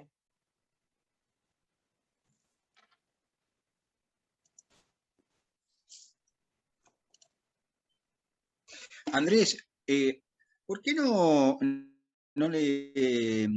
recordás aquí la forma de acceder a las redes de Nomos y conocer sus propuestas editoriales, digo, a la gente tanto como de Arge, como de Resurgir, como los amigos que vienen de otros destinos también, pueden estar muy interesados, ¿no?, en el material, ¿no?, bibliográfico que ustedes tienen. Sí, bueno, en la página donde pueden verlo, la producción escrita, está en nomos.com.ar. Bueno, nomos.com.ar. Para aquellos que tienen Facebook, donde mantenemos bastante actualizadas las actividades, o difundimos actividades de amigos también, por supuesto, como la Arge, Escuela de Formación Política. Es Nomos, bueno, ponen Nomos y sale filosofía y estrategia, algo, ahí me mataron. Creo que es Nomos, filosofía y estrategia. También nos pueden encontrar, le ponen me gusta a la página, y así van a estar actualizados con todas las actividades. En Instagram también, si nos buscan, estamos como Nomos Filosofía y Estrategia también. Y bueno, dentro de poco, retomando nuevamente, ahora conforme se va volviendo todo a la normalidad, como se dice, vamos a realizar, espero que pronto, aunque sea antes del fin de año, alguna actividad pública para reencontrarnos con amigos, con compañeros, y vamos a retomar la tarea editorial. Estamos editando libros que han sido exitosos, no solamente el de Esteban, también del filósofo Alberto Huela, el último sobre el tema de género, de Nancy Giampaolo, que se lo recomiendo. Ahí salimos a disputar ese campo semántico propuesto por el progresismo, y nosotros, lejos de esquivar el bulto, salimos a disputar y a dar nuestra propia visión sobre la cuestión. Tenemos una visión crítica de la cuestión de género analizada desde el punto de vista progresista, y revalorizamos el rol de la mujer, ¿no es cierto? Y bueno, ahí pueden enterarse de la información. Yo les recomiendo, para el que tiene Facebook, ahí es donde más se enteran de todo, porque es la página más activa, digamos, ¿no? Pero para leer el material ya escrito, bueno, la página, nomos.com.ar. Ahí nuestro compañero Lautaro estaba poniendo la dirección de las redes, que si no me equivoco, vi que salió, creo que estaba poniendo ahí la dirección de las redes. Ahí Esteban Montenegro estaba pasando la de Facebook. Si tienen la de Instagram también, porque hay gente que usa Instagram, yo no lo uso, pero si tienen la dirección de Instagram también,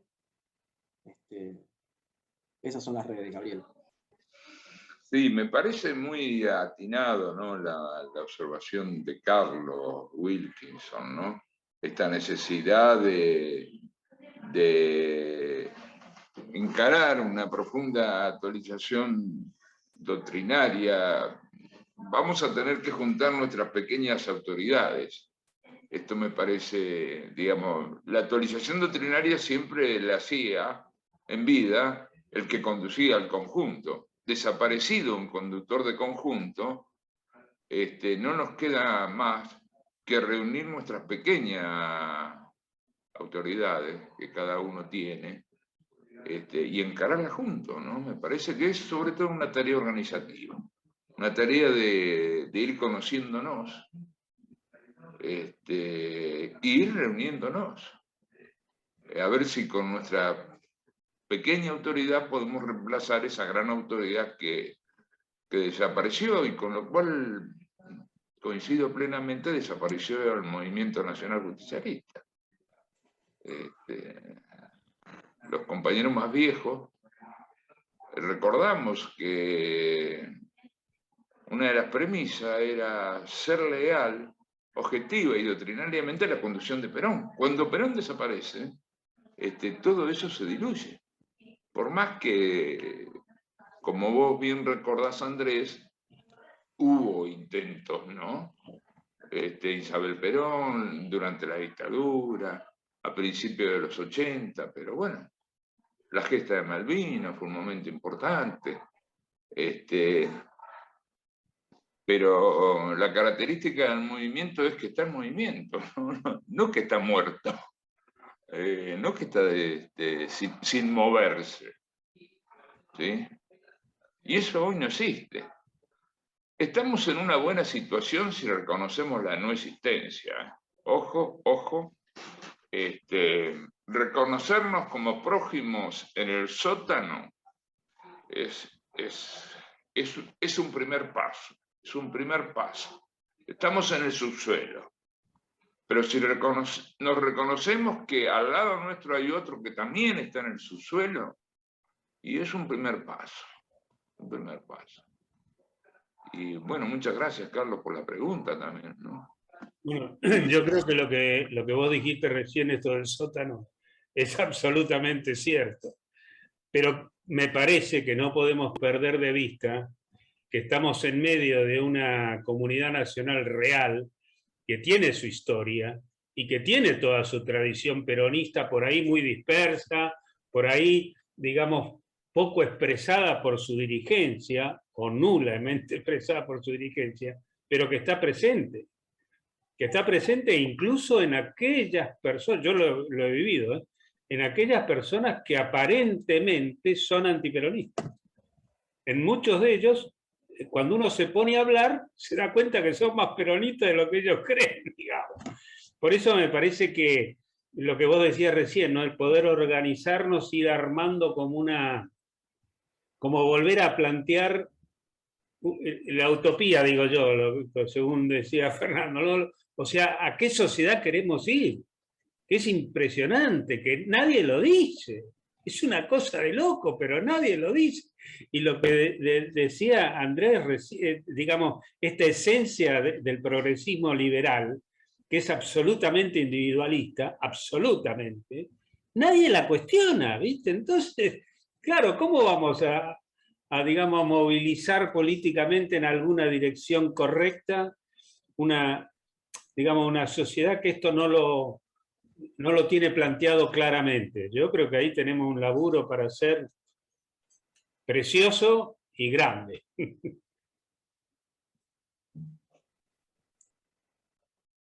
Sí, coincido totalmente. Creo que el peronismo ya es parte de la cultura del pueblo, que carece hoy de expresión política, pero está en lo profundo de la cultura de nuestro pueblo. El problema, me parece a mí, para completar esa idea que estás diciendo, creo que es una de las claves, porque han transformado en esta disputa de minorías, yo siempre digo, si un extranjero viniera y tomara a aquellos argentinos que tienen una autorreferencia ideológica concreta, ciertamente la gran mayoría de los que tienen, repito, los que tienen aquellos que se dicen yo soy tal cosa, ¿no? Estoy seguro de que la mayoría de los que tienen una referencia, una elección ideológica, se definirían en Argentina como peronistas. El problema es que con todo este análisis histórico que estamos haciendo, en términos políticos, han transformado el peronismo en una minoría más. Entonces hoy, en términos políticos, en cuanto a la incidencia que tiene y la capacidad de disputar sentido, y por ende agendas y decisiones y presupuestos en el poder político, el peronismo es una minoría más en competencia con otras. Entonces por ahí uno podrá estar más o menos de acuerdo, y sale el sindicalismo a plantear temas que son claramente enraizados en la tradición justicialista de distribuir con justicia los bienes materiales. Pero el sindicalismo es una expresión, políticamente es una expresión más entre otras.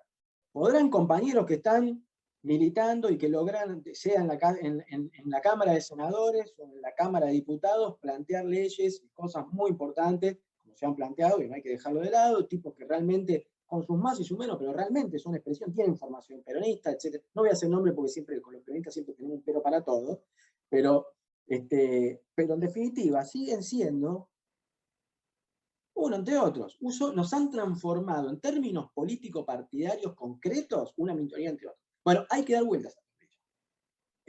Pero para eso hay que plantear el tema del objetivo del interés nacional, que es la manera concreta y empírica de realmente plasmar lo que nosotros entendimos por peronismo, que defiende la soberanía política.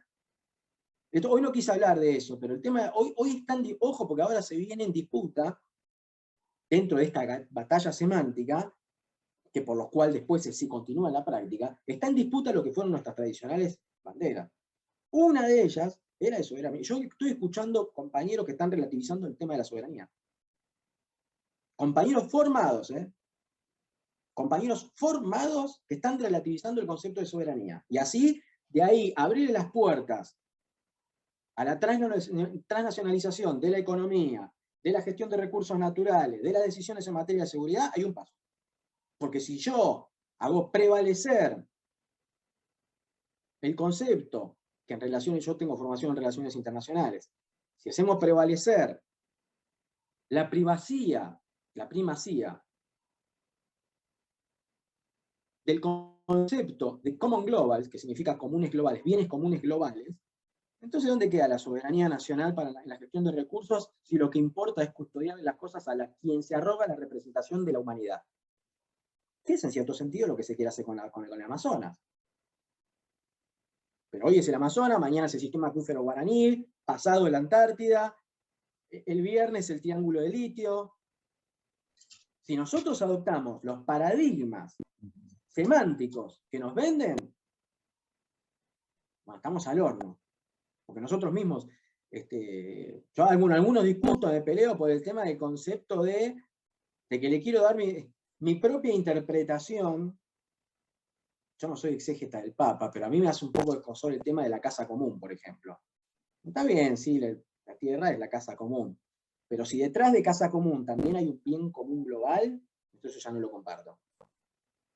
Esto ya es trasladado al ámbito de las relaciones internacionales, con los cuales también se intenta interpretar la encíclica Laudato Si. En realidad es una justificación para esta gente de tratar de justificar el cuidado de los common globals. Entonces vos, argentino, no tenés soberanía sobre tus recursos energéticos, sino que en realidad tienes prioridad.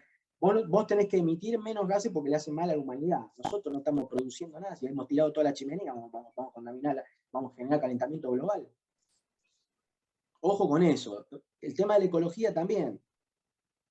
Yo repito que me considero un tipo, uno de mis maestros con el que puedo coincidir en todo, no necesariamente coincido en todo, pero una de las personas con las que más me he formado con el tema ecológico, con Jorge Rulli, repito, por ahí no estoy en todo de acuerdo, pero en la mayor parte de las cosas que promueve, sí, y claramente la visión de la vuelta a lo local y de entender como algo viviente a la Tierra con lo cual un ser humano se tiene que interrelacionar y a lo que tiene que respetar, claramente no tenemos esa visión de la ecología que es la que tiene Greenpeace, que es la apropiación y centralización de los recursos para que los países del tercer mundo cuiden la ecología haciendo artesanía. Eso no es cuidar la ecología. Es desindustrializar y despotenciar un Estado de fabricar artesanía. Eso no es cuidado ecológico. Eso es que no te consumas el litio para que el litio lo pueda, con las tecnologías extractivas del lugar, lo pueda extraer Taiwán o quien sea. Pero bueno, eso, repito, todo empieza por el ámbito semántico. Y ojo con los paradigmas que nos están vendiendo en ecología, y ojo con los compañeros que están empezando a relativizar el concepto de soberanía, ojo con compañeros también que estoy escuchando que relativizan el concepto nacional. Dicen, el concepto de nación es un concepto moderno. No, la modernidad tiene un concepto de nación. La palabra nación ya está mucho más antigua y habla de la generación, la continuidad generacional de una comunidad. Lo que pasa es que si nosotros nos llegan a convencer de que la nación es una construcción histórica, entonces ahora hay otra construcción histórica que son las nuevas subjetividades. ¿Se entienden cuál es la trampa? Eso, pero primero por eso es importantísimo todo este tema que estamos haciendo acá, de pulir conceptos, a partir de lo que, ya hoy hablaban de que no estaba, pero bueno, cuando las cosas salían todas mal, no sé quién fue, pues el hijo general, están todas las puertas cerradas políticamente en Argentina, ¿qué hacemos? No se puede hacer nada. Si no se puede hacer nada, todavía se puede predicar, vaya y predique. Bueno, en cierto sentido, esta prédica, de aclaración semántica de los conceptos que se corresponden con el interés nacional, diferenciándolo y contraponiéndolo a otros, es lo que tenemos que tratar de hacer.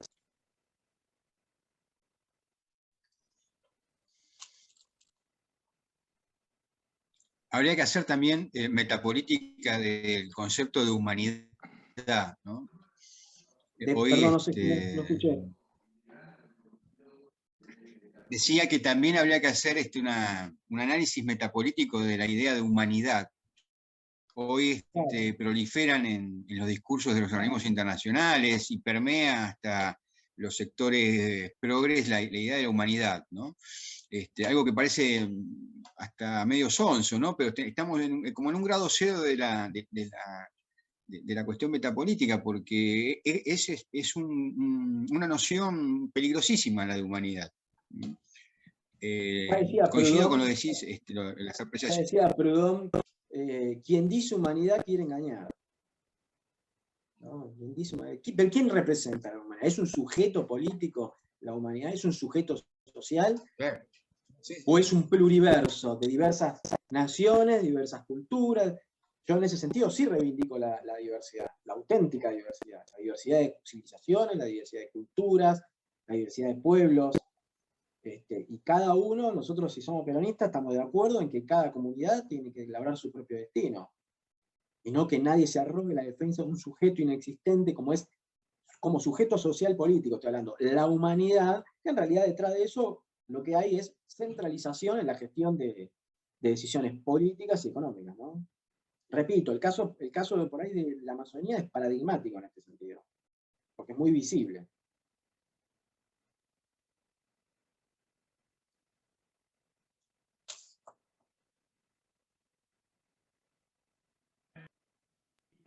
Bueno, estamos llegando casi a la hora. Creo que ha sido muy rica la exposición. También muy ricos los aportes de los compañeros que hicieron acotaciones y preguntas. Yo creo que nos tendríamos que ir con la tarea de pensarnos cómo hacemos para reunir nuestra pequeña fuerza, ¿no? Digamos, pequeña, pero valiosa también, ¿eh? Valiosa. A esto lo resolvemos entre todos. Bueno, compañeros, yo los tengo que dejar. Muchas gracias. No, por favor, gracias a ustedes por haberme invitado y a todos los presentes y en particular a los que hicieron preguntas que creo yo que enriquecieron sustancialmente algunos conceptos que habían quedado tal vez sin pulir o dichos a medias. Así que les agradezco a todos. Bueno. Muchas gracias a todos. Hasta el próximo. Sí, los agradecidos. Sí, muchas gracias, Andrés, y a todos los amigos de NOM. Buenas tardes. Muy buena exposición. Gracias. Muchas gracias, felicitaciones. Realmente. Dios, muchas gracias. Buenas tardes.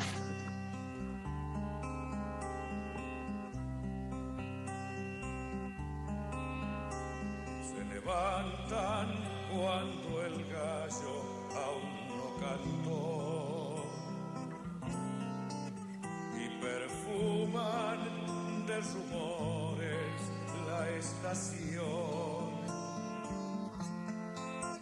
Los persigue la impaciencia y ese plus por asistencia al costado menos frío del vagón. Después entran a desgano en la ciudad, porque intuyen que es perder la libertad.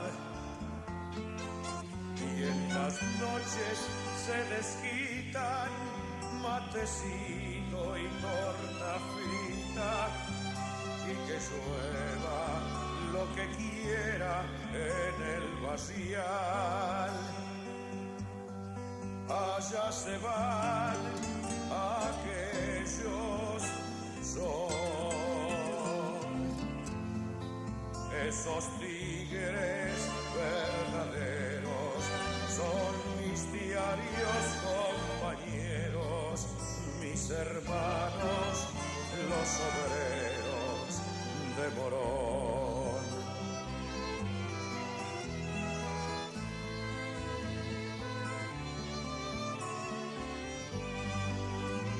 Hay un bolso con un peine y con un pan, algún diario y la camisa de sudar, y la changa cotidiana de trepar por las ventanas a ese tren que los devuelva a su lugar. Ellos duermen y yo sueño una canción, dos maneras de soñar con la estación. Si discuten algún tema, se deschavan con sus lemas. Si viviera, votarían por Perón. Allá se van aquellos son esos tigres verdaderos, son mis diarios compañeros, mis hermanos, los obreros de Morón. Esos tigres verdaderos son mis diarios compañeros, mis hermanos, los obreros de Morón.